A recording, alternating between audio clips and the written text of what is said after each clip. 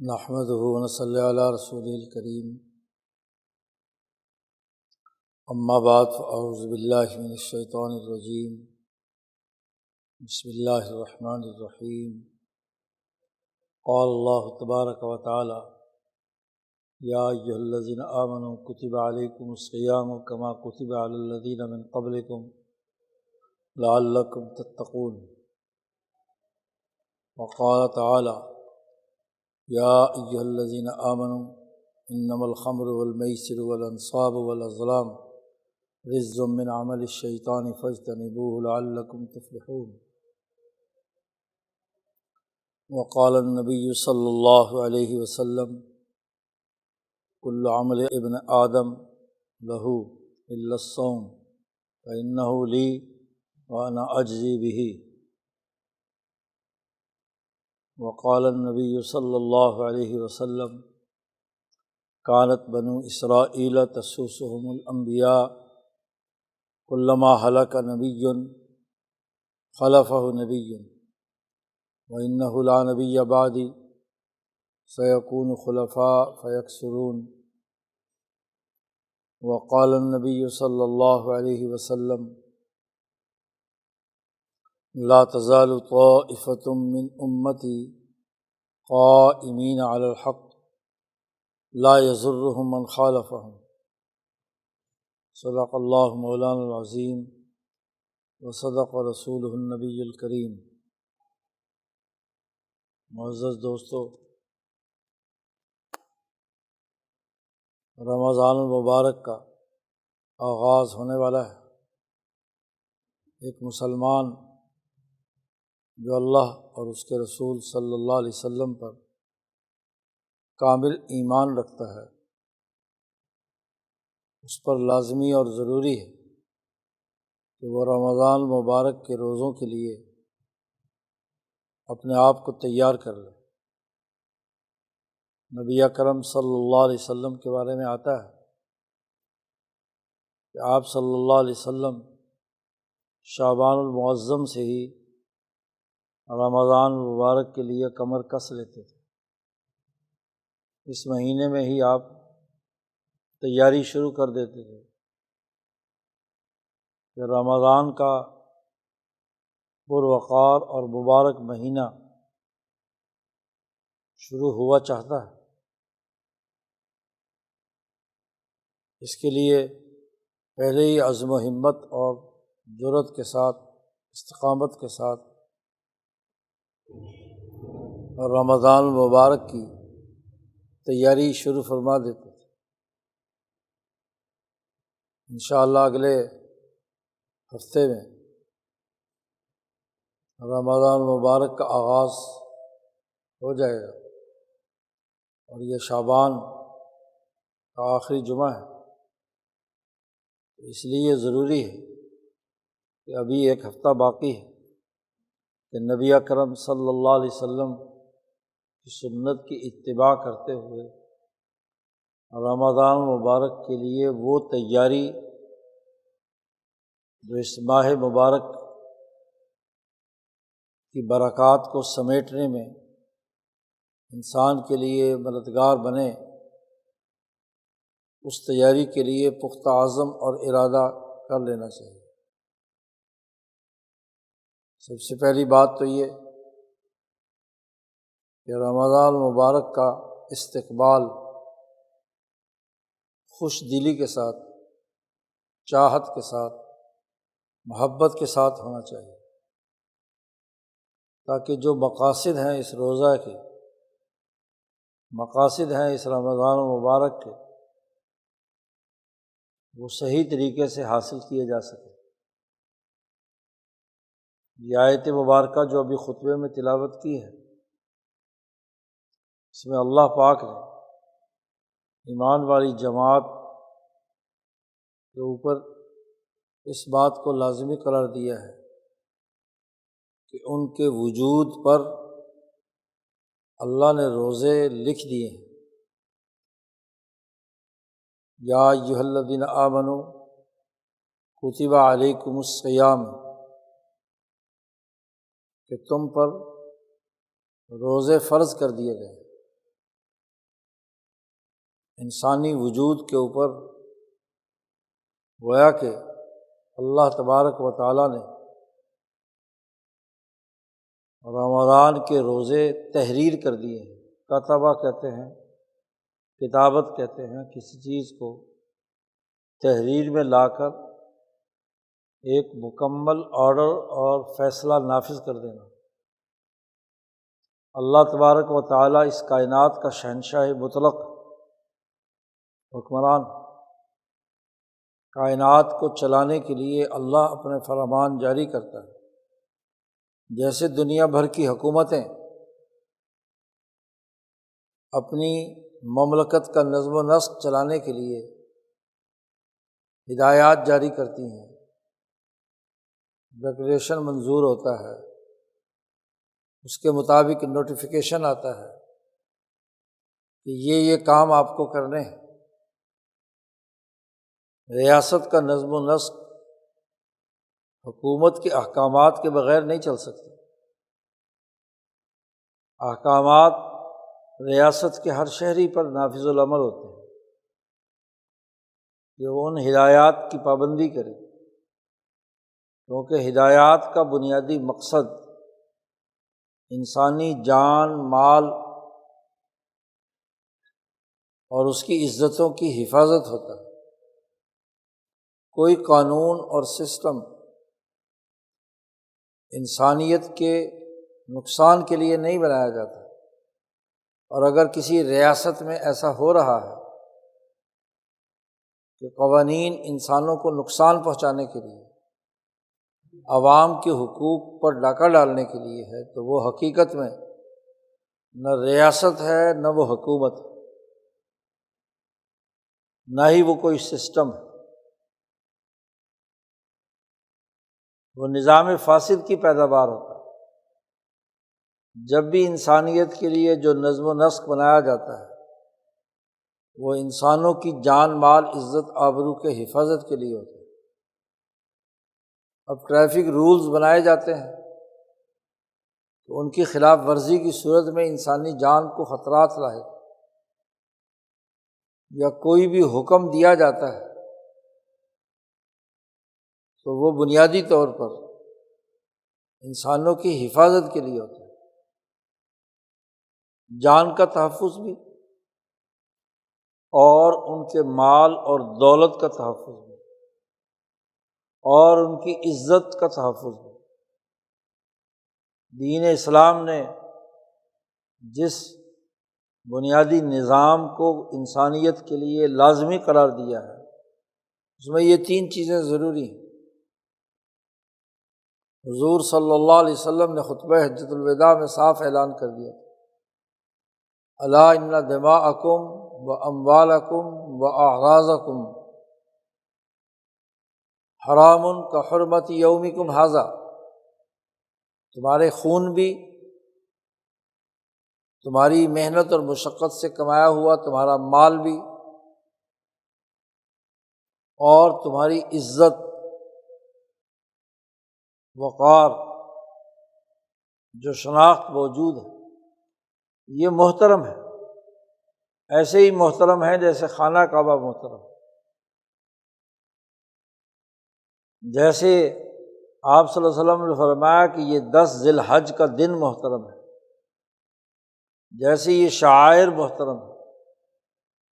ایسے ہی یہ تین چیزیں محترم، قوانین اور سسٹم، ان تینوں کی حفاظت کے لیے بنایا جاتا ہے۔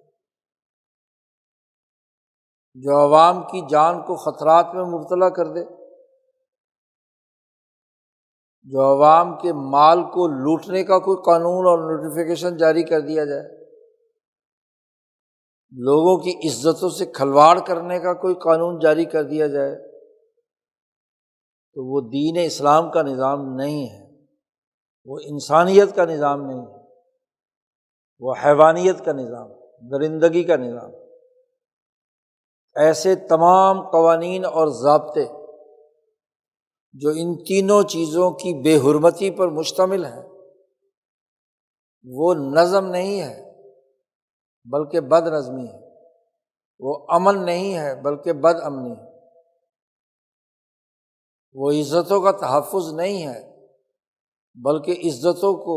لوٹ مار ہے۔ وہ مال کا تحفظ نہیں ہے بلکہ مالوں کا استحصال ہے۔ تو اللہ تبارک و تعالیٰ اس کائنات کا حکمران حقیقی ہے۔ اللہ وہ ذات ہے جو مالک الملک، اور خاص طور پر حشر کے میدان میں تو وہ اعلان کر دے گا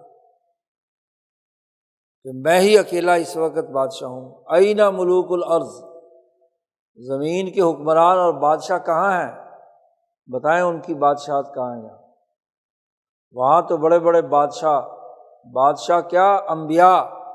خوف زدہ ہوں اللہ کی بادشاہی کے سامنے۔ تو کائنات کا حقیقت میں بادشاہ اور حکمران اللہ تبارک و تعالیٰ ہے، اور اللہ تبارک و تعالیٰ چاہتے ہیں کہ یہ انسانیت، اس کی یہ تینوں چیزیں محفوظ ہوں، جان بھی محفوظ ہو، اس کا مال بھی محفوظ ہو، اور اس کی عزتیں بھی محفوظ ہوں۔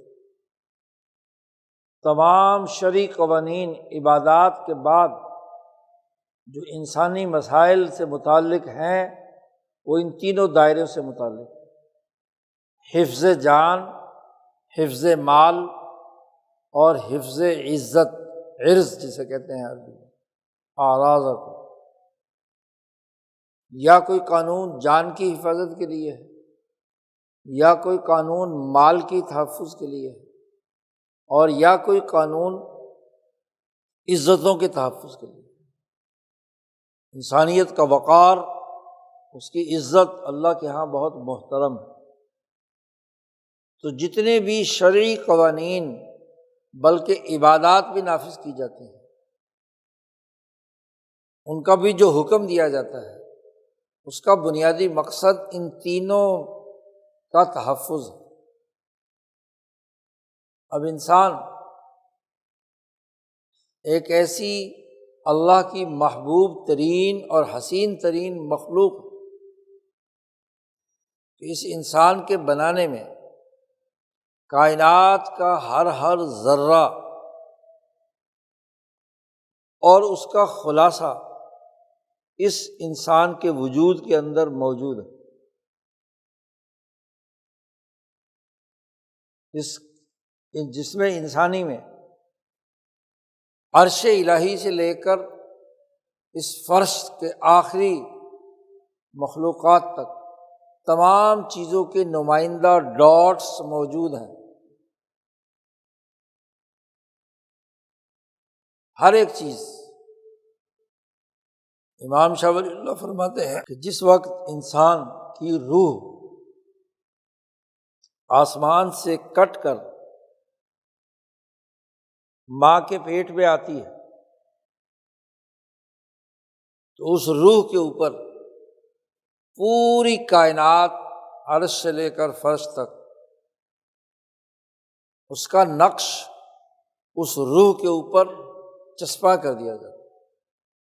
منقش ہو جاتا ہے۔ اور یہی تمام چیزیں جو اس کی روح پر منقش ہوئی ہیں، یہ تمام کی تمام وہ ڈاٹس ہوتے ہیں جو کائنات کی ہر ذرے کی نمائندگی کرتے ہیں۔ آج تو یہ سمجھنا بڑا آسان ہو گیا۔ آپ کسی کتاب، کسی شے کا کوڈ جب اس پر چسپاں کرتے ہیں، جیسے ہی کمپیوٹر میں ڈالتے ہیں پورا ڈیٹا آ جاتا ہے۔ یہ دوائی کب بنی، کیسے آئی، کہاں کہاں سے گزری، جو بھی کچھ اس کے اندر ڈیٹا میں محفوظ ہے، وہ چھوٹا سا ایک نقش ایپ بنی ہوئی ہوتی ہے، تصویر بنی ہوئی ہوتی ہے، اس میں کالے پیلے نظر سے پڑھا بھی نہیں جاتا، لیکن وہ پوری کی پوری اس پروڈکٹ اور اس کی ہر چیز کے بارے میں کیا ہے، ایک ڈیٹا، کب بنی، کہاں چلی، کیسے آئی، کیا وغیرہ وغیرہ۔ ابھی حکومت نے پتنگ بازی کرنی تھی تو ہر پتنگ کے اوپر وہ کوڈ چسپاں کر دیا، یہ پتنگ کس نے بنائی، کس کمپنی نے فروخت کی، کس نے خریدی، وغیرہ وغیرہ وغیرہ۔ یعنی عجیب بات ہے کہ ایک غلط کام کے لیے 80 ارب لوگوں کا اس نام نہاد ثقافتی رنگ میلے کے لیے حکومت نے خرچ کر دیا، قوم کا پیسہ، عوام کا پیسہ، اور پھر سرمایہ داروں کا پیسہ۔ اس کے لیے تو یہ سارے کام، لیکن انسان کی جان بچانے کے لیے کوئی کوڈ انسان پر نہیں لگایا جا سکتا، جبکہ اس کا شناختی کارڈ موجود ہے، اس کا ڈیٹا کنٹرول نہیں کیا جا سکتا کہ یہ غریب ہے، مسائل کا شکار ہے، اس کے فلاں فلاں مسئلے ہیں۔ آج فارماسیوٹیکل کمپنیاں مریضوں کا ڈیٹا سامنے رکھ کر اس کے لیے کتنی دوائی اور کون کون سی اشیاء کی ضرورت ہے وہ پہلے سے تیار کر کے رکھی ہوئی ہوتی ہے۔ یہ بندہ شوگر کا مریض ہے تو اس کو اتنے دنوں بعد یہ گولی کھانی ہے، تو یہ گولی اس تک پہنچی کہ نہیں پہنچی۔ اس سرمایہ دار کی جیب سے پیسے نکالنے کے لیے یہ ڈیٹا تو رکھا جا سکتا ہے، لیکن کیا غربت سے بچانے کے لیے غریبوں پر کوئی کوڈ لگایا ہے جبکہ شناختی کارڈ موجود ہے؟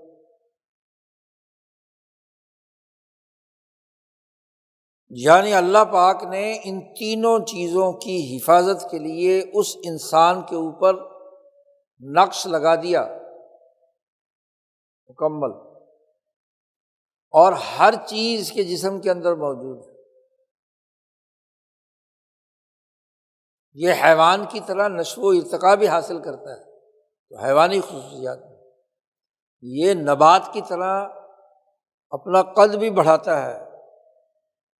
نباتی خصوصیات بھی اس میں، یہ معدن بھی اس کے اندر موجود ہے، بنیادی ایلیمنٹس موجود ہیں جو اس کرۂ ارض پر غذا کے ذریعے سے اس کے وجود کے اندر داخل ہوتے ہیں۔ سورج، چاند، ستارے، خلا ملا، عرش فرش، ہر چیز اس کی اس روح کے اوپر چسپاں ہے، وہ جہاں جہاں بھی جاتا ہے۔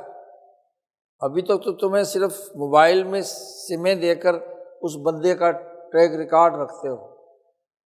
اللہ میاں نے اس کی روح کے اوپر ٹھپا لگا رکھا، چپ لگا رکھی، جدھر جاؤ ادھر آؤ ادھر آؤ، اس کی ہر طرح کی آڈیو اور ویڈیو بھی ریکارڈ ہو رہی ہے۔ تو انسان کے جسم میں اتنے متنوع حجابات ہیں، امام شاہ ولی اللہ فرماتے ہیں مختلف چیزیں ہیں، اور اب ڈی این اے ٹیسٹ نے تو ہر ایک کی یونیک آئی ڈی بھی بتا دی، یہ کس نسل سے ہے، کہاں سے تعلق رکھتا ہے، کہاں کہاں کی کھانا پینا اس نے کیا، وغیرہ وغیرہ، انسان دریافت کرتا جا رہا ہے۔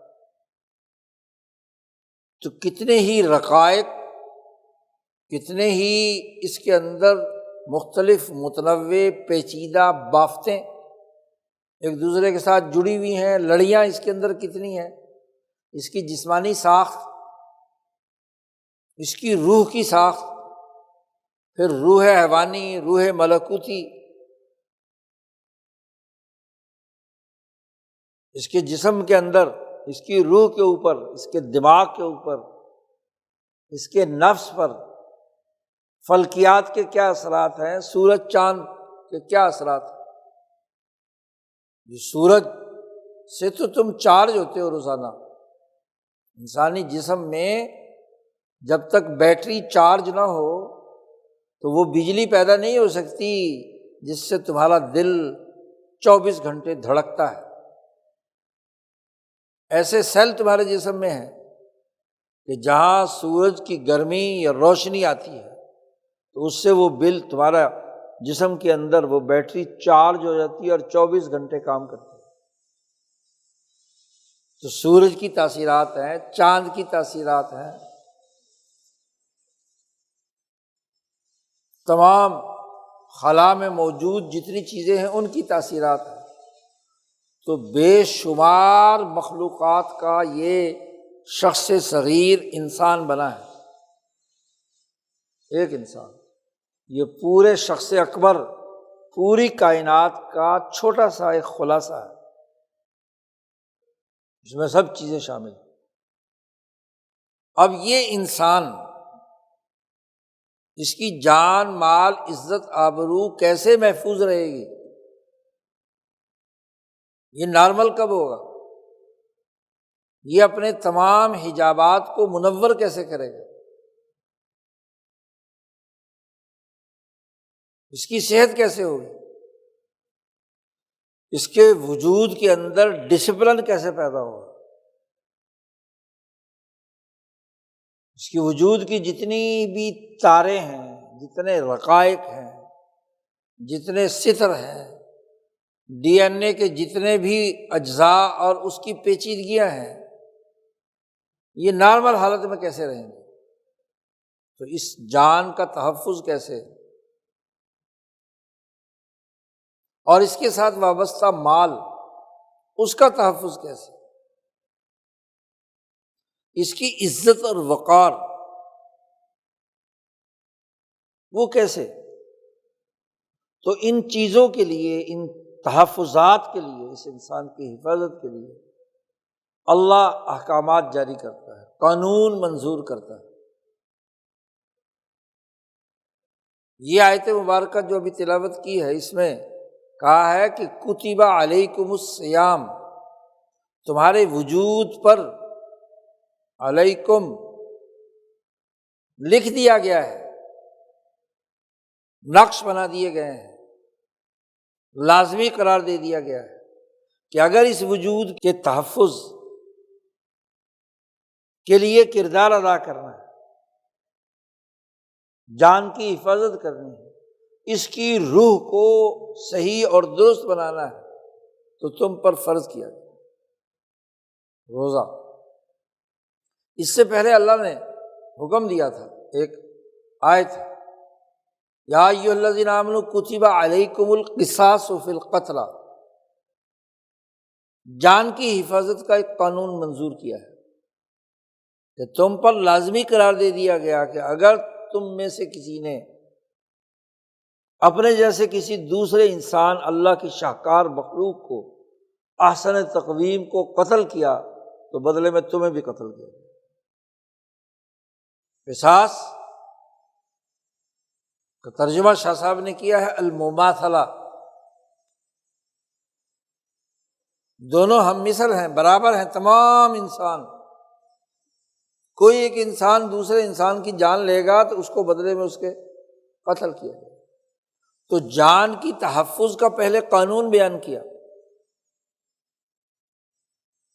اور اب اس انسان کے اندر جو روح کار فرما ہے، روح حیوانی اور روح ملکوتی سے مل کر جو نفس ناطقہ وجود میں آیا ہے، تو جسم کی حفاظت کے لیے پہلے قانون بیان کیا کتب علیکم القصاص فی القتلی، اب روح کی تحفظ کے لیے، روح پاکیزہ کیسے بنے گی، روح کیسے درست ہوگی، اس کے اندر جان، مال، عزت، آبرو کا تحفظ کیسے پیدا ہوگا، روح کیسے پوتر ہوگی، اس میں تقویٰ کیسے پیدا ہوگا، تو اس کے لیے ایک قانون منظور کیا،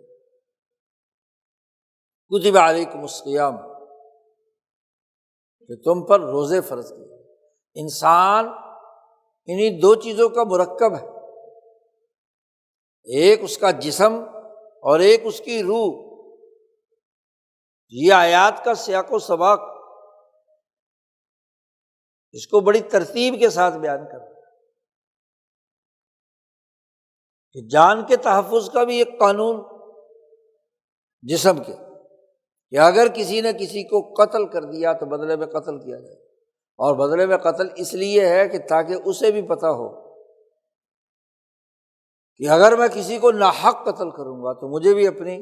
جسم سے ہاتھ دھونا پڑے، مجھے بھی یہاں سے جانا پڑے۔ اس لیے فرمایا وَلَكُمْ فِي الْقِصَاصِ حَيَاةٌ يَا أُولِي الْأَلْبَابِ، اس قصاص لینے میں اے عقل مندو تمہارے لیے زندگی ہے، عقل کو پکارا ہے۔ اگر تمہارے اندر مغز موجود ہے، لب موجود ہے، لب کہتے ہیں مغز کو، تمہاری کھوپڑی میں اگر مغز موجود ہے، عقل موجود ہے، تو ذرا عقلی طور پر غور کرو۔ بظاہر تو قاتل کو قتل کرنا ایک انسان کو کم کرنا ہے، لیکن اس قانون کی منظوری سے تمہارے لیے زندگی ہے، اور لاکھوں سینکڑوں انسان جو ہیں وہ قتل ہونے سے بچ جائیں گے، بلکہ مقتول بھی آئندہ سے قتل نہیں ہوگا۔ قاتل کو جب پتہ ہے کہ مجھے ہر حال میں قتل ہو رہا ہے تو میں کیوں کسی کی جان لوں؟ تو جان کے تحفظ کا قانون منظور کیا، وہ انسان پر لکھ دیا گیا، آرڈر پاس کر دیا۔ تو شہنشاہ مطلق اللہ تبارک و تعالیٰ نے انسانی جان کے تحفظ کے لیے ایک نوٹیفیکیشن جاری کیا، قانون منظور کیا۔ اب روح کی ترقی کے لیے لعلکم تتقون، تاکہ تم متقی بن جاؤ، تمہاری روح پاک صاف ہو جائے۔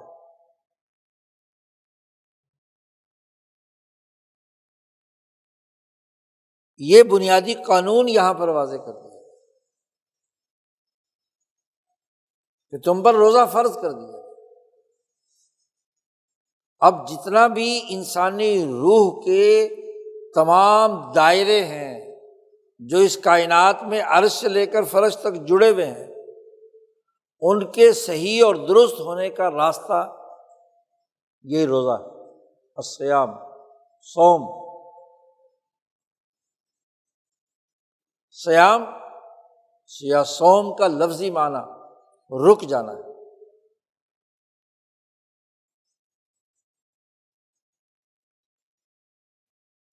عربوں میں یہ لفظ بہت معنوں میں استعمال ہوتا ہے۔ صام النہار، دن نے روزہ رکھ لیا، دن رک گیا، جب سورج بالکل ٹھیک دوپہر میں آئے تو وہ گویا کہ رکا ہوا ہے، نہ مشرق میں نہ مغرب میں، دونوں کے بالکل درمیان میں، استوا جسے کہتے ہیں، تو وہ درمیان میں ہے، اس وقت کو کہتے ہیں صام النہار۔ اسی طریقے سے تیز ہوائیں ہر وقت حرکت میں رہتی ہیں، جب ہوا بالکل رک کر سکون کی حالت میں ہو، اس کے لیے بھی کیا ہے؟ صامت الريح۔ گھوڑا ایک جگہ بالکل سٹک کھڑا ہو جائے تو صامت الخیل، خیل صیام، شاعروں نے استعمال کیا۔ کوئی بھی چیز بالکل حرکت سے رک جائے، امساک۔ اب اس وجود انسانی کی روح کی پاکیزگی کے لیے، تزکیے کے لیے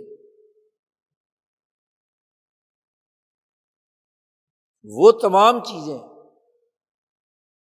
جو اس کے اندر توانائی بھرتی ہیں اور اس کے نتیجے میں خواہشات پیدا ہوتی ہیں، کھانے کی خواہش، پینے کی خواہش، جنسی خواہش، ایک پورے سال میں ایک مہینہ رمضان کا، اس ایک مہینے میں گویا کہ جیسے سورج دوپہر کے وقت سٹاپ ہو جاتا ہے، ان 30 دنوں میں ان 3 بنیادی خواہشات سے انسان رک جائے، سحری کے وقت سے لے کر اور غروب آفتاب تک۔ اس کے مقاصد اور اہداف بیان کر دیے کہ لعلکم تتقون، یعنی بنیادی بات اس روح کا شر اور فتنے سے بچنا، تقویٰ۔ تقویٰ کہتے ہیں حق و باطل کے درمیان فرق اور امتیاز کرنا، اور پھر جو حق ہے اسے اختیار کرنا، اور جو باطل ہے اس سے اجتناب برتنا، صرف اللہ کی رضا کے لیے، یہ تقویٰ ہے۔ تو اللہ کی رضا کے لیے وہ جو روح، خاص طور پر روح حیوانی، جو ایک خواہش، شہوت رکھتی ہے، کھانے کی بھی پینے کی بھی، شہوت البطن اس کو کہتے ہیں، کھانے پینے کی شہوت کو، اور جو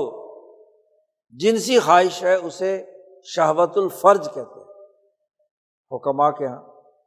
تو یہ دونوں شہوتیں، شدت کی خواہش ہوتی ہے جب کوئی کھانا ہو یا پانی پینا ہو۔ ایک بھوکے آدمی کو دو اور دو چار روٹیاں ہی نظر آتی ہیں، پیاسے آدمی کو پانی کے علاوہ اور کوئی چیز نظر نہیں آتی، شدت کی خواہش۔ ایسے ہی جنسی خواہشات، تو اس کی روح دراصل ایک ریح ہے، ہوا ہے، تو وہ ریح یا ہوا یا روح سکوت اختیار کر بس رک جائے، اس کے اندر حرکت نہ ہو۔ ہوا جب حرکت نہیں کرتی تو اس کو کہتے ہیں ہوا چل نہیں رہی۔ تو انسانی وجود کے اندر یہ وائٹل فورس ہی ہے، روح حیوانی یا روح ملکوتی، جو اس کے پورے جسم کے اندر حرکت پذیر ہے۔ یہی حرکت اس کے باقی تمام امور کو سر انجام دیتی ہے، خاص طور پر حرکت انہضام اور حرکت انجذاب۔ منہ سے آپ نے کھایا پیا تو جسم نے حرکت شروع کر دی، پہلے منہ نے حرکت کی، آپ نے چبایا یا ذائقہ چکھا، پھر معدے کے بعد پھر جگر نے، آنتوں نے، مختلف، تو پورے جسم کا سرکل شروع ہو گیا۔ یہی سرکل، یہی حرکت آپ کے تمام وجود کے لیے توانائی فراہم کرتی ہے کھانے پینے کی۔ اور جو شہوت ہے، جنسی شہوت ہے، وہ بھی حرکت کے بغیر نہیں ہوتی، حرکات ہی ہوتی ہیں جس سے شہوت پیدا ہوتی ہے۔ تو صوم کا مطلب امساک۔ صبح جب آپ نے کھانا سحری میں کھایا تو سب سے پہلے منہ بند ہو گیا شام تک، اور شام تک باقی جتنی بھی حرکتیں ہیں وہ کچھ عرصے تک رہتی ہیں، 9-10 بجے تک، اور وہ بھی آہستہ آہستہ کیا ہے، سب کی حرکتیں بند، خواہشات بھی، کھانے پینے کی تمام چیزیں۔ جب حرکت بند ہوتی ہے تو معدے کو کم کام کرنا پڑے گا، جگر کو کم حرکت کرنی پڑے گی، بہت معمولی سی جو ایک دفعہ کھا چکے ہیں بس وہی ہے۔ اسی طریقے سے آنتوں کو، دل جو پمپ کر کے توانائیاں پہنچا رہا ہے، اس کے اوپر بھی لوڈ کم ہو جائے گا، بس اتنا جس سے اس کا نظام برقرار رہے۔ اس لیے رسول اللہ صلی اللہ علیہ وسلم نے فرمایا کہ سحری تو کھاؤ، اچھی طرح کھا لو، تاکہ اتنی توانائی تو ہو کہ جس کی بنیاد پر تم کام کاج، چلنا پھرنا، پڑھنا پڑھانا وغیرہ وغیرہ، اور جو تمام جتنے بھی جسمانی اعضاء ہیں ان کی اپنی توانائی اور حرارت تو برقرار رہے، وہ تو کھاؤ۔ اور اسی لیے جب افطاری کے وقت جو دعا سکھائی وہ بھی اسی سے متعلق، روزے کی افطاری کے وقت آپ صلی اللہ علیہ وسلم نے فرمایا کہ اللہ کا شکر ہے جس نے جو رگیں خشک ہو چکی تھیں ان کو تر کر دیا، اس کے اندر تری پیدا کر دی، غذا شروع ہو گئی، تمام حرکات دوبارہ بحال ہو گئیں۔ یہ حرکت سحری سے لے کر اور مغرب تک جسم کی تمام حرکات وہ صرف اور صرف نارمل ہو گئی۔ بس 11 مہینے جو زیادہ کھانے پینے اور شہوتوں کے نتیجے میں جسم نے ایکسٹرا کام کیا ہے، روح کے اوپر برڈن پیدا ہوا ہے، دل نے بہت ورک کیا ہے، گردے، معدہ، دماغ، ہر چیز۔ اب وہ جو فالتو عمل ہے وہ نکالنا ضروری ہے روح کی پاکیزگی کے لیے۔ یہ رمضان کا روزہ ضروری ہے، فرض کر دیا۔ رمضان مبارک کے ان 30 روزوں کے فرض ہونے سے پہلے رسول اللہ صلی اللہ علیہ وسلم اور صحابہ 3 دن کے ایک مہینے میں روزے رکھتے تھے، ایام 20 جنہیں کہتے ہیں، اور عاشورہ کا روزہ رکھتے تھے۔ گویا کہ وقفے وقفے سے ہر ایک مہینے میں 3 روزے، تو 12 یا 36 عاشورہ کا روزہ اور ایک آدھ ملا کر 40 کے قریب روزے بن جاتے تھے۔ تو سال بھر میں یہ بکھری ہوئی یعنی انسانی نفس کی اصلاح کی چیزیں موجود تھیں، لیکن اللہ نے کل انسانیت کے لیے جب حکومت مدینے میں رسول اللہ صلی اللہ علیہ وسلم کی قائم ہو گئی تو وہ روزے تو نفلی بنا دیے، کوئی رکھے تو اچھی بات، ہر مہینے، خاص طور پر ایام 20 میں۔ ایام 20 ان دنوں کو کہا جاتا ہے جن کی راتیں روشن ہوتی ہیں، 13ویں، 14ویں اور 15ویں، چاند کی چاندنی کے یہ دن۔ چاند کے بنیادی کام یہ ہے کہ وہ کرۂ ارض پر ہر ایسی چیز جو مائع ہے اس کے اندر تحریک پیدا کرتا ہے۔ اس لیے سمندروں میں ان راتوں میں جوار بھاٹا ابھرتا ہے، مد و جزر جسے کہتے ہیں، بڑی بڑی لہریں اوپر اور نیچے جا رہی ہے، پورا سمندر حرکت پذیر ہوتا ہے۔ چاند کی چاندنی کی کشش پانی کھینچتی بھی ہے، چھوڑتی بھی ہے، حرکات تیز کر دیتی ہے۔ اور انسانی جسم کے اندر بھی 70-80% پانی ہے۔ تو ایام 20 انسان کے اندر ان 3 دنوں میں کھانے پینے اور جنسی خواہش عروج پر ہوتی ہے۔ یہاں بھی چاند کی چاندنی انسان کو رومانوی بنا دیتی ہے، رومانویت میں کھو جاتا ہے،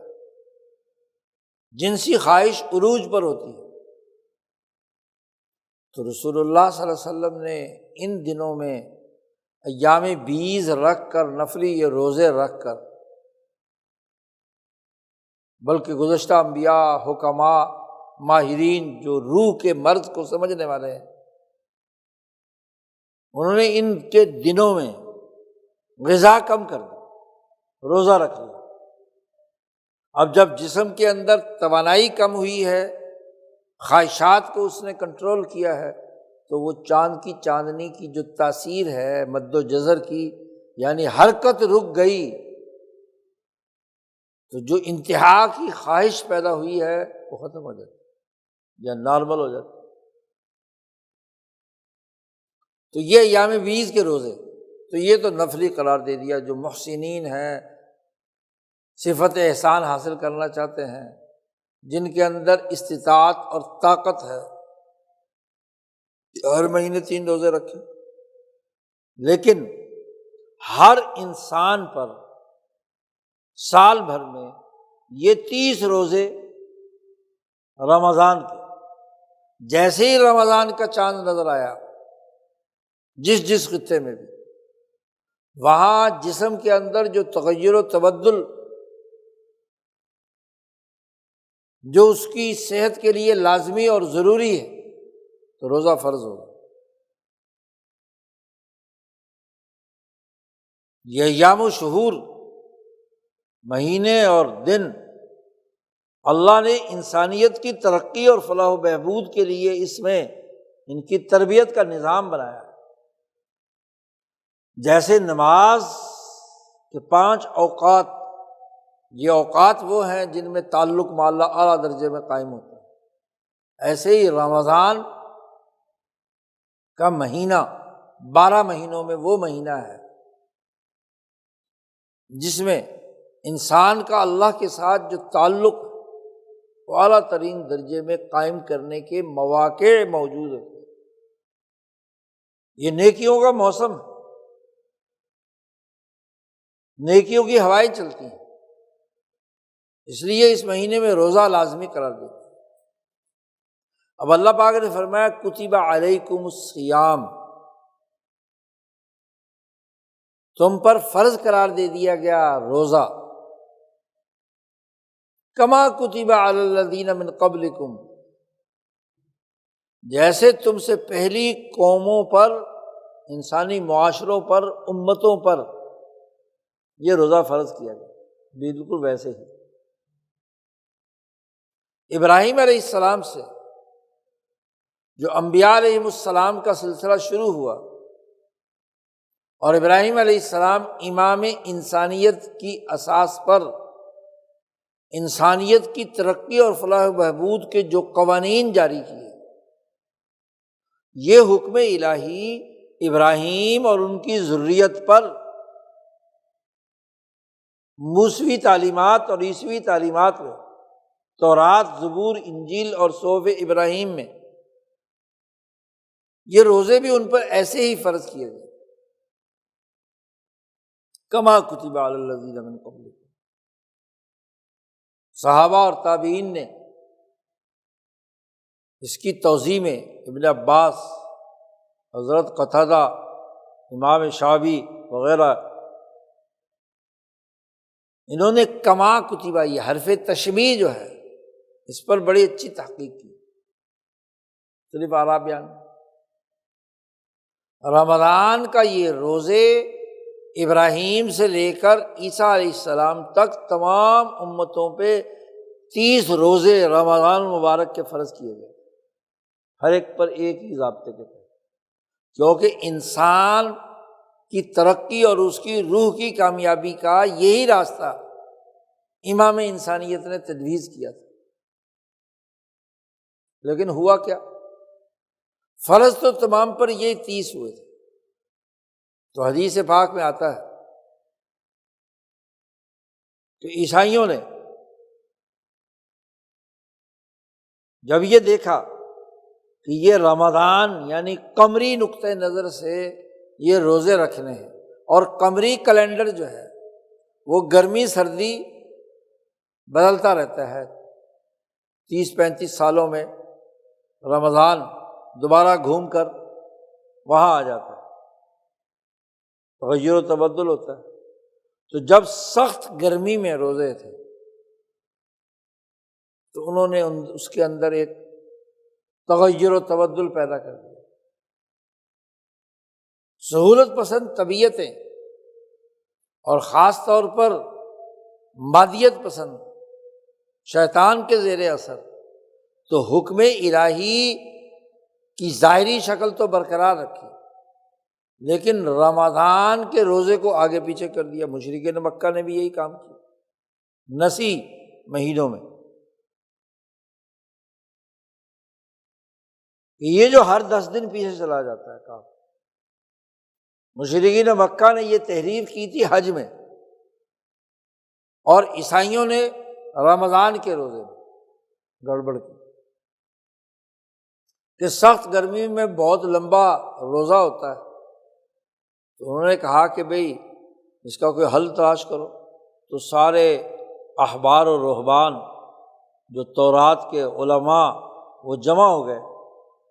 اور انہوں نے کہا کہ بھئی ایسے کرو، ایک روایت کے مطابق تو روزے تو 30 ہیں، لیکن چونکہ گرمی میں بھی بہت مسئلہ ہے اور سردی میں انتہائی سردی ہے، خاص طور پر یہ جو مشرق وسطیٰ کا بیت المقدس کا علاقہ ہے، سرد شام کا علاقہ بہت سرد ہے، ادھر رومۃ الکبریٰ کا بھی، یورپ کا بھی۔ تو سردی میں شدت کی سردی ہو اور حرارت کی کمی ہو جسم میں تو تکلیف دوسرے انداز میں بڑھ جاتی ہے۔ جیسے گرمی میں وقت لمبا، سردی میں وقت تو تھوڑا ہے لیکن حرارت جسم کی کیا ہے، کم ہو گئی۔ تو انہوں نے کہا کہ کوئی معتدل سا موسم درمیان میں، ربیع الاول کا، ربیع کہتے ہیں درمیانہ موسم، گرمی سردی کے درمیان کا، مارچ اپریل۔ تو انہوں نے کہا کہ ایسے کرو، پورے سال میں ہم شمسی کیلنڈر کے مطابق، وہ تو فکس ہوتا ہے، اس کے مہینے تو متعین شدہ ہوتے ہیں، جن مہینوں میں گرمی پڑتی، جن مہینوں میں سردی پڑتی ہے، اور جو معتدل مہینے ہیں مارچ اپریل کے یا اکتوبر نومبر کے، ان میں روزے رکھو، بلکہ تقسیم کر دو، 15 کو بھی تقسیم کر دو، 15 ایک معتدل سے موسم میں رکھ لو، 15 جو ہے دوسرے اکتوبر نومبر کے اندر رکھ لو۔ لیکن یہ حکم الہی کی خلاف ورزی تھی اور انسانی صحت کے لیے نقصان دہ بات تھی۔ مکمل علاج انسانی روح کا 30 دن مسلسل روزے رکھنا ہے ایک مہینے کے، اور جب اسے 15 دن بانٹ دیا تو اس کے نتیجے میں ان احبار و رہبان کے ضمیر نے انہیں ملامت کی کہ بھئی تم تو حکم خداوندی کی پاسداری نہیں کر رہے، تم نے گویا کہ خلاف ورزی کی ہے تورات کی ہدایات کی۔ تو انہوں نے کہا اچھا جی، اس کے لیے ایک علاج کر لو کہ 10 روزے اور بڑھا دو، 15 کے ساتھ 5 اور جرمانے کے بطور کفارے کے ایک اور بڑھا دو، تو 20 روزے ایک رکھ لو، 20 روزے بعد میں اکتوبر نومبر میں رکھ لو۔ تو چلو، جو ہم نے اللہ کے حکم کی خلاف ورزی کی ہے اس کو ہم کفارہ ادا کرنے کے لیے 5 مزید جرمانہ لگا دیتے۔ حدیث پاک میں آتا ہے کہ پھر ہوا یہ 40 روزے ہو گئے عیسائیوں کو۔ ہوا یہ کہ ان کا کوئی حکمران، بادشاہ یا بڑا حبر جو ہے، بڑا عالم تورات کا، وہ کوئی بیمار پڑ گیا، اس نے خاص طور پر بنی اسرائیل جو ہے وہ گوشت نہیں کھاتے، اس نے کہیں گوشت کھایا اپنی حکمرانی کے نشے میں، اس کا منہ پک گیا، اس نے منت مانی کہ اگر میرا اللہ میاں یہ ٹھیک کر دے تو میں 1 ہفتے کے روزے سب عیسائیوں پر لازمی قرار دے دوں۔ اب جناب وہ منہ ٹھیک ہوا تو اس نے 7 روزے اور فرض کر دیے، 47 ہو گئے۔ وہ جب بادشاہ اور حکمران مرا، اس کے بعد جو نیا بادشاہ آیا اس نے کہا یہ 3 روزے میری طرف سے، تو 50 کر دو۔ اب 50 روزے عیسائیوں کے ہاں ہیں، حضور صلی اللہ علیہ وسلم کے زمانے میں رمضان کے روزے تھے صرف 31 دن کے، لیکن اس کو تقسیم کرنے کے نتیجے میں وہ 50 کی تعداد۔ ایک امام تابعی تو کہتے ہیں کہ اصل یہ سارا چکر ہوا، اس کی وجہ سے 50 روزے ان کے بن گئے۔ دوسرے کہتے ہیں کہ نہیں، امام شافعی نے کہا کہ یہ جو شک، چونکہ چاند نظر آئے گا نہیں آئے گا، کبھی بادل ہوتے کبھی نہیں، تو شک کا روزہ رکھنے کے لیے 30 کے اندر ایک روزہ شروع میں اضافہ کر دیا اور ایک روزہ آخر میں اضافہ کر دیا۔ تو جتنی حکومتیں بدلتی چلی گئیں، جتنے بعد بڑے بڑے مولوی آتے رہے، احبار اور رہبان آتے رہے، وہ ایک ایک کا اضافہ دونوں طرف کرتے رہے، اور اس طرح کیا ہے 10 روزے ادھر بڑھ گئے، 10 روزے ادھر بڑھ گئے، 50 روزے ہو گئے۔ بہرحال وجہ کچھ بھی ہو، اصل ابراہیم علیہ السلام نے انسانیت کے لیے 30 روزے مسلسل رمضان کا مہینہ ہو اس کی اساس پر قائم کیے تھے، لیکن یہ آگے سب تحریفات، ہاں جی، حلال کو حرام بنانے کے سارے طور طریقے تحریفات کے نتیجے میں ان میں پیدا ہوئے۔ یہاں جو تشبیہ کی بات کی گئی ہے کہ جتنے اصل روزے تورات میں، زبور اور انجیل میں ابراہیم علیہ السلام کے زمانے سے گزشتہ قوموں پر فرض کیے گئے تھے، اتنے ہی روزے تم پر ایام معدودات آگے کہا گیا، گنتی کے دن، 30 دن یہ روزے تم پر فرض کیے۔ کتب علیکم الصیام کما کتب علی الذین من قبلکم، تم سے پہلے جو لوگ گزرے، بالکل اتنے ہی رمضان کے روزے تم پر فرض کیے گئے۔ اور اس کے فرض کرنے کا بنیادی مقصد ابراہیم سے لے کر اب تک یہ ہے کہ لعلکم تتقون، تاکہ تم متقی بن جاؤ۔ تقویٰ کی تشریح جو شیخ عبد القادر جیلانی رحمۃ اللہ علیہ نے فرمائی کہ ان اللہ یأمر بالعدل والاحسان وایتاء ذی القربى وینہی عن الفحشاء والمنکر والبغی۔ اب یہ روزہ جو فرض ہوا، یہ روزہ صرف اور صرف اللہ کے لیے، انسان کے اندر جتنے رقائق اور جتنی نمائندہ چیزیں موجود ہیں ان تمام کو نارمل کرنے کے لیے اس کی روح میں جو نقطۂ نورانی جو عرش الہی کی نمائندگی کرتا ہے، جو تجلی اعظم کی تجلی ہے ہر انسان کے اندر، جب اس کے وجود کی تمام پرتیں اس ذات کے ساتھ وابستہ ہوتی ہیں، ذات باری تعالیٰ کے ساتھ اسے یاد کرتی ہیں، اس کے احکامات پر عمل پیرا ہوتی ہیں، تو تمام کے تمام حجابات منور اور روشن ہو جاتے ہیں، کیونکہ اللہ کا وہ نور جو ہر انسان کی پیدائش کے وقت فطرت اسلام کی بنیاد پر اس کے اندر رکھ دیا گیا اور اس پر تہ بتہ حجابات تھے، تو حجابات کو روشن کرنے کا طریقہ یہی ہے کہ اس نور کو جو اللہ کا ہے اس کے ساتھ اتنا گہرا رابطہ پیدا کیا جائے کہ اس کی روشنی باقی تمام چیزوں کو روشن کرے، اس کا چلنا، اس کا پھرنا، اس کا ہنسنا، اس کا بولنا، اس کا سونا، اس کی تمام چیزیں، یہ تمام رقائق، اس کا نشو و نما پانا، اس میں حیوانی ضروریات کو پورا کرنے کے اعمال کرنا، سورج چاند کے اثرات پر جو اس کے جسم میں تغیرات و تبدلات کا ہونا، یہ سب روشن ہو جائے اللہ پر ایمان کے نتیجے میں۔ اس لیے شروع میں کہا یا ایھا الذین آمنوا، جو اللہ اور اس کے رسول اور اس کے احکامات پر ایمان رکھتے ہیں ان پر فرض کیا گیا ہے۔ جو کسی بت پر ایمان رکھتے ہیں تو اگر وہ روزہ رکھتے ہیں تو بت کے لیے روزہ رکھا نا، رکھتے تو ہے، برت رکھتے ہیں ہندو تو جو ان کی دیوی دیوتا ہیں ان کے نام پر برت رکھا جاتا ہے۔ مشرکین مکہ روزہ رکھتے تھے، 360 بتوں میں سے جس بت کے ساتھ تھے اس کے لیے روزہ رکھتے تھے۔ ایک روزہ یا امساک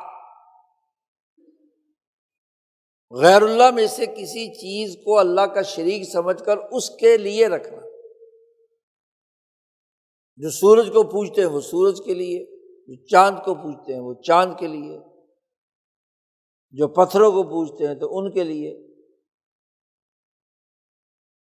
جو کسی انسان کو پوجتے ہیں تو اس کے لیے اس نے روزہ فرض کر دیا تو اس کے لیے۔ آج کل تو جعلی چاند حکومت چڑھا دیتی ہے اور روزہ فرض کر دیتی ہے، تو وہ روزہ کس کے لیے؟ اللہ کے لیے تو نہ ہوا نا۔ تو حکمران کا روزہ ہوا، یا روزے کا دن ہے اس دن عید کرا دیتی ہے۔ تو جب بھی غیر اللہ کے لیے روزہ ہے اس کی بات نہیں ہو رہی، اس سے جسم روح روشن نہیں ہوگی۔ روزہ وہ ہے جو خالصتاً اللہ کے لیے۔ اللہ پاک نے فرمایا، نبی اکرم صلی اللہ علیہ وسلم نے اپنے رب تبارک و تعالیٰ سے یہ حدیث قدسی ہے روایت کی ہے کہ حضور صلی اللہ علیہ وسلم فرماتے ہیں کہ اللہ پاک فرماتے ہیں کہ ہر ابن آدم جو عمل کرتا ہے وہ اس کی لیے ہوتا ہے، لہو الا الصوم، مگر روزہ۔ اور روزہ جو ہے فإنہ لی، اللہ پاک فرماتے ہیں کہ یہ میرے لیے اس نے رکھا ہے اور میں ہی اسے اس کی جزا دوں، میں ہی بدلہ دوں۔ تو روزہ ایک ایسی عبادت ہے جو صرف اور صرف اور صرف اللہ کے لیے رکھا جاتا ہے۔ باقی اعمال میں تو ریاکاری بھی ہو سکتی ہے، دکھاوا بھی ہو سکتا ہے، لیکن کوئی اس کو تنہائی میں نہیں دیکھ رہا کہ جا کر گھونٹ پانی پی لے، تو دیکھ رہا ہوتا ہے، وہ کچن میں جائے چپکے سے وہاں سے کھا لے، اللہ دیکھ رہا ہے۔ روزہ جب اللہ کے لیے ہوتا ہے تو اللہ کے ڈر اور اس کے تعلق سے جب انسان روزہ رکھتا ہے تو گویا کہ اس کا اس بندے کو پتہ ہے یا اللہ کو پتہ ہے کہ اس نے روزہ کیسا رکھا۔ باقیوں میں تو کسی کے سامنے آپ نے کچھ نہیں کھایا پیا تو وہ تو سمجھیں گے کہ روزہ ہے، لیکن کیا پتہ درمیان میں ڈنڈی مار گیا، لیکن اللہ دیکھ رہا تو گویا کہ اللہ کے لیے روزہ ہے اور کوئی مقصد نہیں، تو میں ہی اس کی جزا دوں گا۔ باقی کام تو اس کے یہ جو کرتا ہے وہ خود بخود کیا ہے، اس کے جو نتائج اللہ نے اچھے یا برے جزا سزا و جزا لکھی ہوئی ہے وہ خود بخود فرشتے اس کے نامہ اعمال میں لکھ دیتے ہیں، لیکن روزے کی جزا اللہ پاک فرماتے ہیں میں خود۔ اب روح کا جب ذات باری تعالیٰ کے لیے اخلاص کے ساتھ روزہ رکھنا ہے، یہ روزہ ہے، یہ تقویٰ پیدا کرتا ہے۔ اور مولانا عبید اللہ سندھی رحمۃ اللہ علیہ فرماتے ہیں کہ شاہ ولی اللہ کے اصول پر انسان ذکر کرے، عبادت کرے، روزہ رکھے، یعنی اللہ کے کسی حکم کی پاسداری جب کرتا ہے تو اس کے وجود پر ایک حالت الہیہ یا حالت احسانیہ پیدا ہوتی ہے، کیفیت آتی ہے، خاص قسم کی کیفیت۔ جب بھی اللہ کے لیے کوئی کام کرتا ہے یا ذکر کرتا ہے، اللہ پکارتا ہے چاہت کے ساتھ، محبت کے ساتھ، عظمت کے ساتھ۔ جب وہ کثرت سے ذکر اللہ کرتا ہے اور اللہ کے لیے اعمال کرتا ہے تو اس کے وجود پر، اس کی روح میں ایک خاص لذت اور کیفیت اور حالت الہیہ طاری ہوتی ہے۔ یہ حالت الہیہ، اس کا یہ نیک عمل آسمانوں پر چڑھتا ہے۔ قرآن نے کہا ہے الیہ یصعد الکلم الطیب والعمل الصالح یرفعہ، اللہ کی طرف پاک کلمات، مثلاً ذکر اللہ، جو بھی تسبیحات، استغفار، تیسرا کلمہ وغیرہ وغیرہ جو بھی آپ پڑھتے ہیں، کلمہ طیب پاک کلمہ، وہ بھی یصعد چڑھتا ہے اوپر، اور جو عمل صالح اس نے کیا ہے وہ بھی اللہ کی طرف چڑھتا ہے۔ تو یہ جب یہاں یہ عمل کرتا ہے یا ذکر کرتا ہے، کلمہ طیبہ بولتا ہے، اور اس کے نتیجے میں اس کے نفس کے اندر ایک حالت پیدا ہوئی احسان کی، عبادت کی، تو یہ حالت یہاں سے چڑھ کر اللہ تک پہنچتی ہے، عرش تک پہنچتی ہے۔ اپنے دور کے نبی کے واسطے سے۔ نبی نے ہی ہمیں سکھایا کلمہ، نبی نے سکھائے اعمال، تو جو ہم واسطوں سے ہم نے تلقین پائی کلمات طیبات کی اپنے مشائخ سے، اور اعمال کی نقل اپنے مشائخ سے،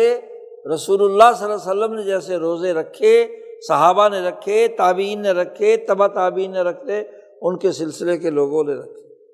تو ان کے واسطے سے وہ وہاں پہنچتا ہے۔ ہر آدمی کی تو پرواز نہیں ہوتی اتنی، لیکن عمل چونکہ وہ نبی کی اتباع میں ہے، تو نبی الانبیاء محمد مصطفیٰ کے واسطے سے جب وہ عرش الہی پر پہنچتا ہے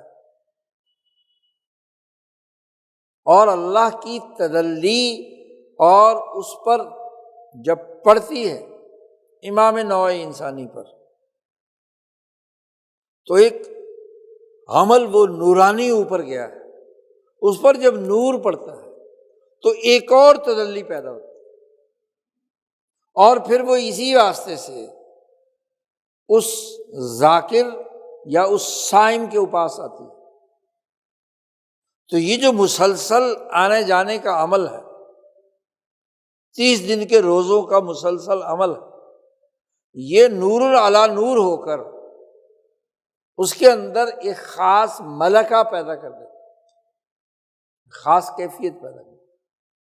انسان جب بار بار ایک کام کرتا ہے تو اس کی سکلز انسان میں منتقل ہو جاتی ہے،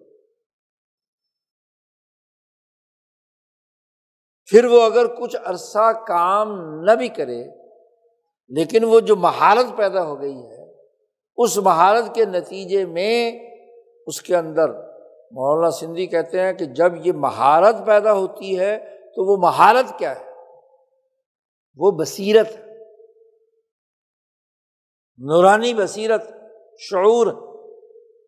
اور اس بصیرت کی روشنی میں پھر وہ جو اپنے گرد و پیش میں چیزیں موجود ہوتی ہیں ان میں حق و باطل کی تمیز پیدا کر ہے کہ کیا چیز اس کے گرد و پیش میں حق ہے اور کیا چیز اس کے گرد و پیش میں باطل ہے۔ اور جب ایک عقل مند باشعور صاحب بصیرت آدمی کو پتہ چل جائے کہ یہ سیدھا حق راستہ، یہ صحیح اور درست راستہ ہے اور یہ غلط راستہ ہے انسانیت کے لیے، تو پھر وہ حق راستے کو اپنی پوری طاقت اور قوت کے ساتھ عمل میں لانے کی تمام جدوجہد اور کوشش کرتا ہے، تمام اپنے ذرائع اور وسائل اور قوتوں کو استعمال میں لاتا ہے جس حد تک بھی ممکن ہے، عقل بھی، قلب بھی، نفس بھی، جسم بھی، ہاتھ بھی، پاؤں بھی، ہر چیز اس حق راستے کے لیے اس بصیرت کی روشنی میں، شعور کی روشنی میں وہ سمجھ لیتا ہے۔ اور جس کو وہ باطل سمجھتا ہے بصیرت کی آنکھ سے سمجھ لیتا ہے، وہ جو بصیرت نورانی اس کے قلب اور دماغ میں، عقل میں پیدا ہوئی ہے، تو پھر وہ ان تمام چیزوں کو جو غلط ہیں، باطل ہیں، اس کو مٹانے، ختم کرنے، ان کا مقابلہ کرنے، ان کی مزاحمت کرنے کے لیے وہ سراپا عمل ہو جاتا ہے، اپنی عقل کو بھی، قلب کو بھی، نفس کو بھی، عمل کو بھی، ہر چیز کو اس باطل کو مٹانے اور ختم کرنے کے درپے ہے۔ اس کا نام ہے انسان، یہ متقی انسان۔ شیخ عبد القادر جیلانی جو ہمارے سلسلے کے سرخیل ہیں، قادری سے، فرماتے ہیں کہ جب یہ بصیرت پیدا ہو جاتی ہے تو حق و باطل میں فرق پیدا کرنے کی اہلیت پیدا ہو گئی، اور پھر وہ اللہ کے لیے، صرف اللہ کے لیے، حق کو غالب کرنے اور باطل کو مٹانے کے لیے کام کرتے ہیں، کسی دکھاوے کے لیے نہیں، کسی مالی مفاد کے لیے نہیں، کسی خود غرضی کے لیے نہیں، اس کو کہتے ہیں متقی۔ تو لعلکم تتقون۔ اب آپ دیکھیے کہ رمضان المبارک کا استقبال اس عزم، ارادے اور نیت سے کہ ایک تو یہ اللہ کا حکم، اللہ کے حکم کے سامنے سرنڈر ہو کر رمضان شروع ہوتے ہی پورے اہتمام، پوری چاہت، پوری حالت الہیہ کے ساتھ روزے رکھنا، یہ فرض ہے ایک مسلمان کا۔ اور اس روزے میں اسے وہ تمام جائز چیزیں جو کھانی پینی اور استعمال کرنے تھیں وہ ممنوع ہے دن میں، روزے کی حالت جائز کھانا، جائز پینا، جائز شہوت ممنوع، جو پورے 11 مہینے تھی اس مہینے میں ممنوع۔ اللہ نے انسانی جسم کی حفاظت کے لیے جو غذائیں حلال اور طیب قرار دی ان کی بھی ایک فہرست جاری کر دی، کلوا من طیبات ما رزقناکم، جو ہم نے رزق دیا ہے اس میں سے پاکیزہ چیزیں کھاؤ، صاف ستھری، سڑی بسی نہ ہو، حرام نہ ہو، انسانی جسم کو نقصان پہنچانے والی نہ ہو، انسانی روح کو گدلا کرنے والی نہ ہو۔ اس لیے سڑا بسا کھانا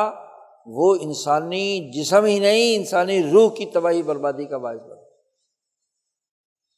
لیکن ایسا کھانا جو سڑا ہوا نہیں ہے لیکن روح کو زخمی کر رہا ہے، وہ جسم کے کچھ حصوں کو تو توانائی ایک درجے میں دیتا ہے لیکن روح اس سے زخمی ہو جاتی ہے، اس کی ممانعت کر۔ اس لیے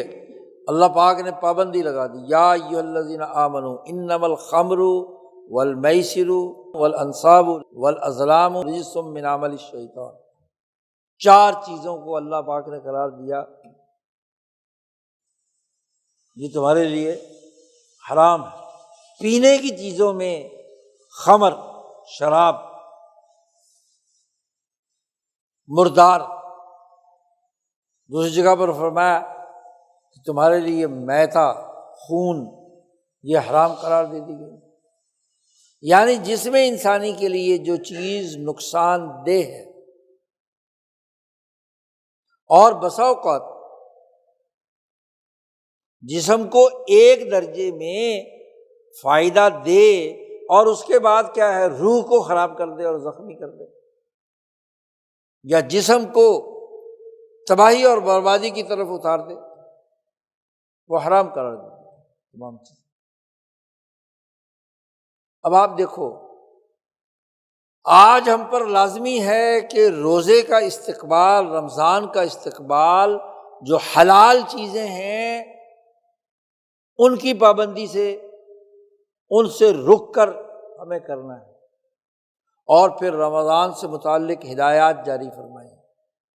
اس کے ساتھ لازمی اور ضروری یہ ہے کہ جھوٹ، بددیانتی اور جھوٹ کے مطابق جو عمل ہے وہ چھوڑنا ضروری ہے۔ رسول اللہ صلی اللہ علیہ وسلم نے فرمایا کہ جس آدمی نے جھوٹ بولنا اور جھوٹ کے مطابق عمل کرنا نہیں چھوڑا تو اللہ کو اس کے بھوکے پیاسے رہنے کی کوئی ضرورت نہیں ہے، وہ اس کا بھوکا پیاسا رہنا بیکار۔ اللہ کو اس کی کوئی پرواہ نہیں کہ اس نے بھوک برداشت کی یا پیاس برداشت کی، لیکن جب بول رہا ہے جھوٹ،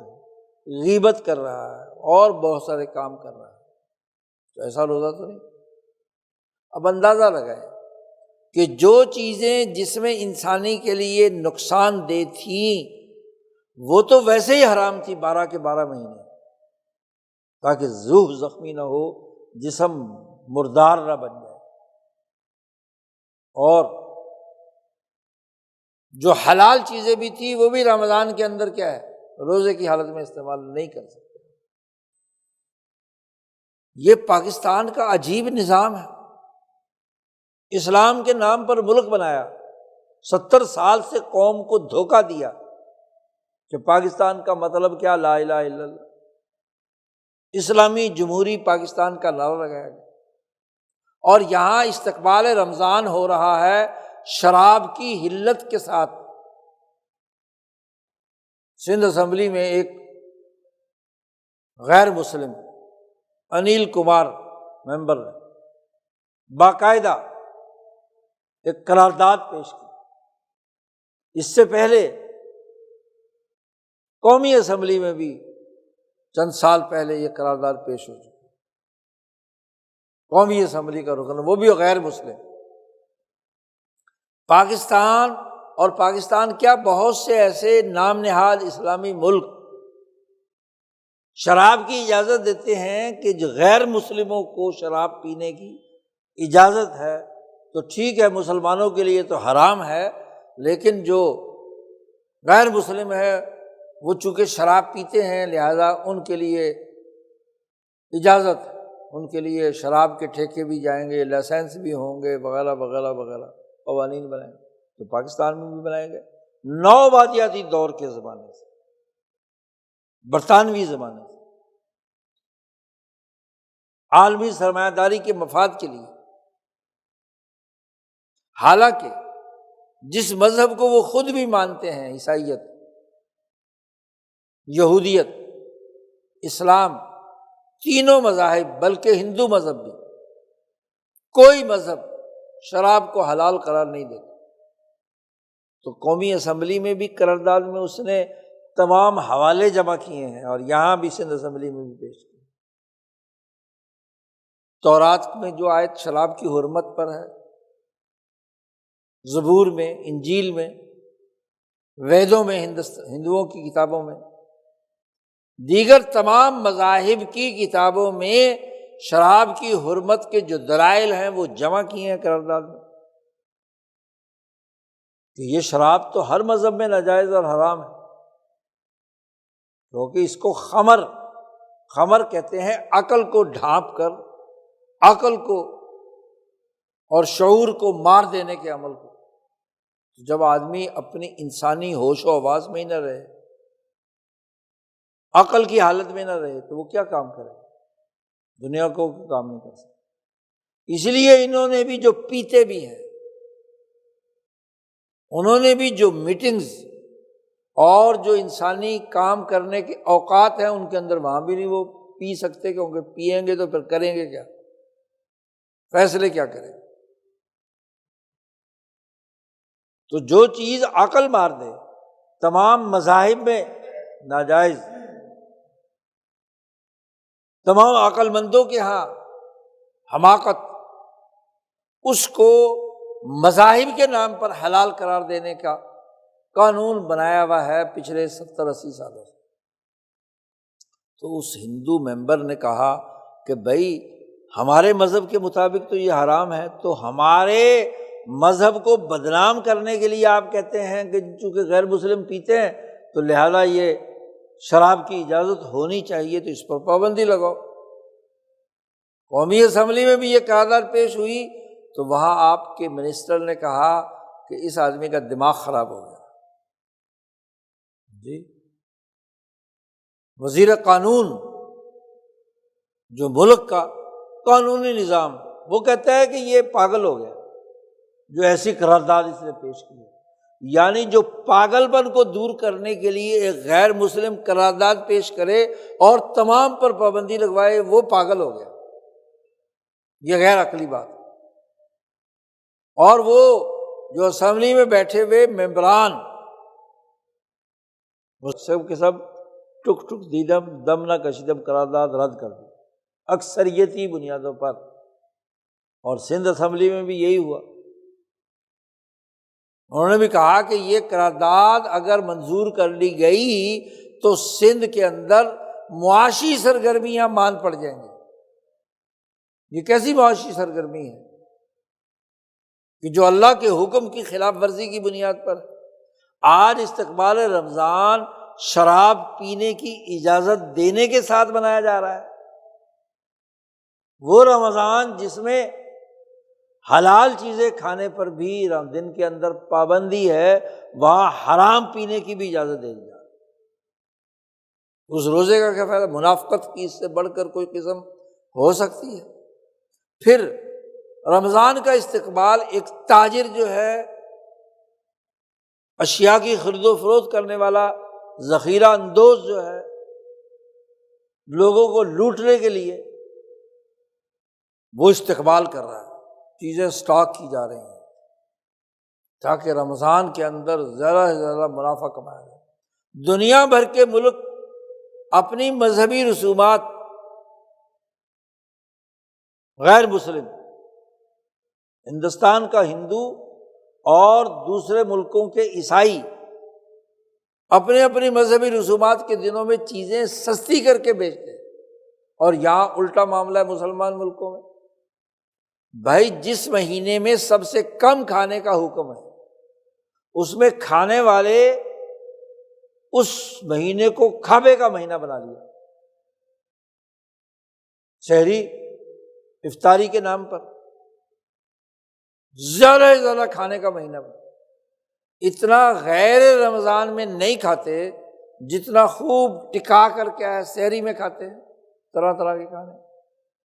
اور جتنے کیا ہے افطاری کے اندر کھاتے۔ اور بہت سارے ایسے بڑے بڑے لیڈر اور رہنما روزہ بوزہ کوئی نہیں، افطاری ڈٹ کر کرے، پیٹ بھر کر۔ روزے کے جو مقاصد اور اہداف ہیں وہ تو کیا ہے، ختم کر دیے، اور پھر اس کی بنیاد پر اشیاء کی قیمتیں آسمان پر پہنچا دیتے، کھانے پینے، فروٹ اور اسی طرح چینی وغیرہ جو بھی میٹھی چیزیں یا جو ضرورت کی چیزیں ہیں وہ آسمان پہ ریٹ۔ یہ استقبال رمضان کیسا ہے؟ رمضان کا یہ غفلت پر مبنی استقبال،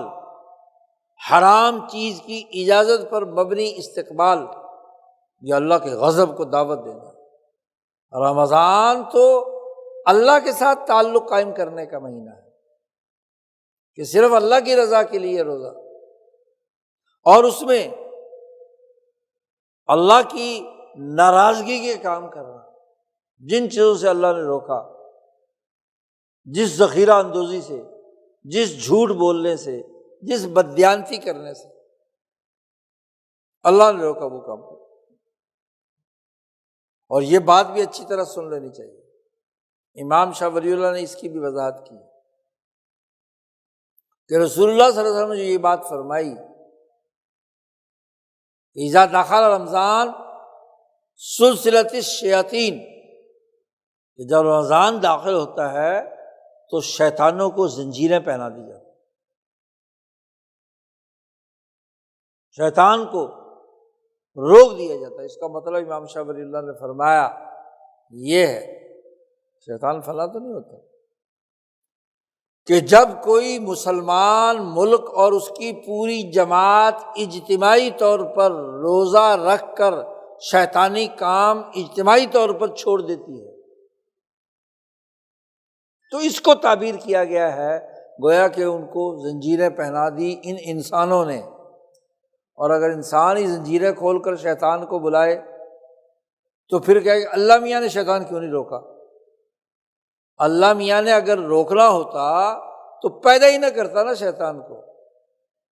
شیطان تو پیدا کیا گیا ہے تاکہ تمہارا امتحان لیا جائے کہ تم رمضان کے مہینے میں بھی شیطان خود بنتے ہو، شیطان نما، انسان نما شیطان پیدا کرتے ہو۔ شیطان تم پر وحی کرتا ہے اور تم اس کے مطابق ذخیرہ اندوزی کی وحی کس نے کی؟ شیطان نے کی۔ یہ شراب پینے پلانے کی منظوری کس نے کی؟ شیطان نے کی۔ تو یہ شیاطین الانس والجن ہے۔ تو جو خود شیطان ہو اور شیطانوں کو آنے کی اجازت دے تو اللہ میاں شیطان بند کرے گا صرف؟ یہ سلسلۃ الشیاطین کا لفظ جو حدیث میں آیا ہے کہ گویا کہ یہاں فاعل نہیں بیان کیا گیا کہ شیطان کو زنجیروں میں جکڑ دیا گیا، اس لیے کہ جب مسلمان روزہ رکھ کر شیطانی باتیں نہیں مانتے، تو گویا کہ ان انسانوں کی اجتماعی کاوش سے وہ شیطان جو ہے اس کو زنجیریں پہنا دے۔ آپ کسی چور ڈاکو کی بات نہ مانیں تو گویا کہ چور ڈاکو کے تو ہاتھ پیر باندھ دیے۔ یہ مطلب نہیں کہ اللہ میاں پہنا دیتا ہے، یہ تو اس حدیث میں نہیں ہے۔ شاہ صاحب فرماتے ہیں اجتماعی طور پر پوری جماعت جو ہے کسی ملک اور قوم کی وہ چھوڑ دیتی ہے تو پھر شیطانی اثرات نہیں آئیں گے، یعنی اس کا تعلق آپ کے کسب سے ہے۔ اور اگر آپ نے خود شیطانوں کو دعوت دی رکھی، سارا دن روزہ بے شکل رکھو، افطاری کے نام پر بڑے بڑے افطار بڑے بڑے ہوٹلوں میں اور بڑے بڑے شادی ہالوں میں، وہاں خوب 10 15 15 بلکہ 70 ڈشیں کھانے پینے کے لیے رکھی ہوئی ہیں، اور کھانے کے بعد پھر غل گپاڑا، نہ نماز نہ تراویح نہ کچھ، نہ لینا نہ دینا۔ تو شیطان کو دعوت دی، حتیٰ کہ وہ حرمین شریفین جس میں حضرت عمر فاروق رضی اللہ تعالیٰ عنہ سے لے کر 2010 تک بلکہ 19 تک، کورونا کے آنے سے پہلے تک مسلسل 20 تراویح کا معمول رہا ہے دونوں حرمین میں۔ وہاں بھی تراویح میں کمی کر دی، عیاشی میں کمی نہیں کی، کھابے بند نہیں ہوئے، تراویح جی 10 پڑھ کر 8 پڑھ کر، شیطان کے سینکڑوں بہانے۔ پورا وہ توارث اور تواتر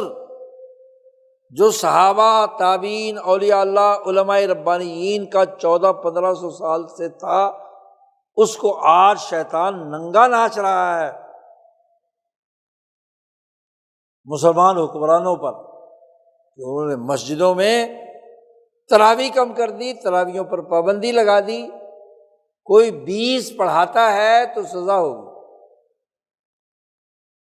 قرآن مکمل ہوتا ہے یا نہیں ہوتا یہ ان کی بلا سے۔ تو اس سے بڑی خرابی اور کیا ہوگی کہ شیطان کو راستہ کھول دیا، پھر کہ جی شیطان بند کر دیا گیا۔ شیطان کو تو تم نے راستہ دیا ہے، مادی مفادات کے لیے، معاشی سرگرمیوں کے نام پر، عالمی طاقتوں اور قوتوں کی اعلی کاری کے لیے، تو رمضان کا استقبال تو نہیں ہے۔ آج ایمان والوں پر یہ فریضہ عائد ہوتا ہے کہ وہ پوری عزم و ہمت کے ساتھ رمضان مبارک کا استقبال کریں، اور اس روزے سے یہ بات بھی ثابت ہوگی کہ رمضان کے مہینوں میں ایک جگہ یکسوئی کے ساتھ رہنا، امساک، کم سے کم حرکت کرنا، جیسے جسم کی حرکت کھانے پینے کے اعتبار سے، ایسے ہی کم سے کم ضرورت کے کام کرنا۔ اس لیے رسول اللہ صلی اللہ علیہ وسلم نے فرمایا کہ مزدوروں اور کام کرنے والوں کے کام کے بوجھ میں بھی ہلکا کرنا چاہیے۔ یہ مواسات کا مہینہ ہے، یہ ہمدردی کا مہینہ ہے، یہ ان کے بوجھ میں کمی کا مہینہ ہے، تاکہ وہ کم سے کم حرکت کے ساتھ امساک کر کے اللہ کے حضور میں اپنے تعلق کو مضبوط بنائیں، اپنی روح کو نارمل کریں۔ یہ ایک بہت بڑی عبادت گویا کہ ہے، جس کے نتیجے میں وہ اللہ کے لیے اس کی رضا حاصل کرنے کے لیے وہ ایک جدوجہد اور کوشش کرتے ہیں۔ تو اللہ نے جس اساس پر روزہ فرض کیا ہے، تقویٰ، تو تقویٰ کے نقطۂ نظر سے یکسوئی کے ساتھ، اسی لیے اس مہینے میں اعتکاف بھی لازمی کرا دیا۔ سنت جو ہے وہ کم از کم آخری 10-11 دن تو بالکل ہی اعتکاف، حرکت بند ہو جانی چاہیے سوائے اللہ کی عبادت۔ اور اسی لیے اس مہینے میں کثرت سے ذکر، کثرت سے استغفار، کثرت سے جنت کی طلب، کثرت سے جہنم سے بچنے کی دعا، 4 چیزیں حضور صلی اللہ علیہ وسلم نے فرمایا کثرت سے یہ 4 کام کرو۔ ذکر اللہ بھی کثرت سے کرو، استغفار بھی کثرت سے کرو، جو گناہ 11 مہینوں میں ہو چکی ہیں ان کو ختم کرنے کے لیے، اور جنت بھی مانگو، اللہ کی رضا کا مقام ہے، اور جہنم کی پناہ مانگو، اللہ کی غضب اور ناراضگی کا مقام ہے۔ تو اللہ سے اپنے تعلق کو مضبوط بنانے کا موسم آ رہا ہے، کھلے دل کے ساتھ، خوشی کے ساتھ، چاہت کے ساتھ، محبت کے ساتھ۔ اس لیے بزرگوں کا معمول صحابہ سے لے کر اب تک یہی رہا ہے